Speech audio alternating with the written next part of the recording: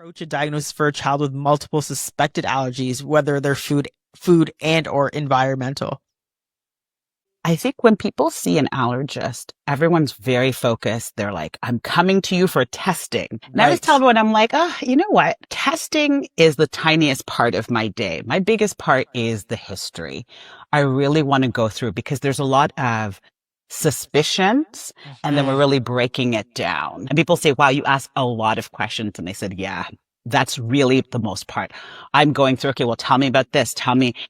And I'll ask you seemingly innocuous things like, have you ever had a score like milkshake or score this? And people will be like, yep, but my kid has never had nuts. I'm like, well, score actually contains almonds. Yeah, so that's great. So it's little things like that where people may not even realize. So you learn a lot about what's in different foods. And I go through all of the history and I'm really trying to clarify.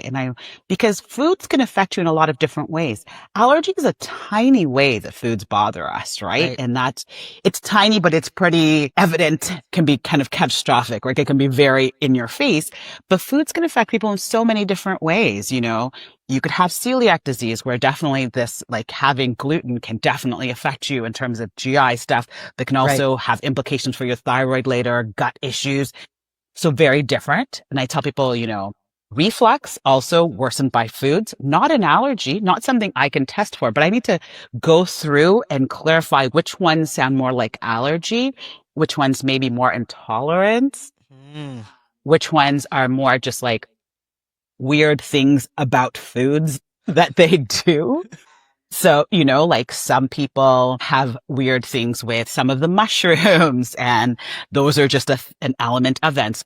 Populations. I don't know if you ever did this weird test in high school where everyone got this weird taste test, the strip, and about only one or two people in the class would have this terrible visceral, this is an awful taste. Nobody else would taste it.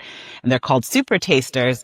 And they're the ones who think cilantro tastes evil and horrible. I'm in that group. I think cilantro tastes like, exactly. So if you ever did that, it would be like, cilantro. I grew up, I was in high school in Northern Ontario and I remember my science teacher saying, one day you're going to try cilantro and you're not gonna like it. And I was like, what's cilantro? So, but it's one of those things where you will have, it's a chemical thing, right? And you taste something very differently. And so that plays a role. So foods can affect us in so many different ways. They can trigger migraines.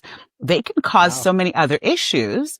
But the part that I can do is very small. So I'm trying to go through all these different symptoms to figure out, okay, what is it? Which foods? Okay.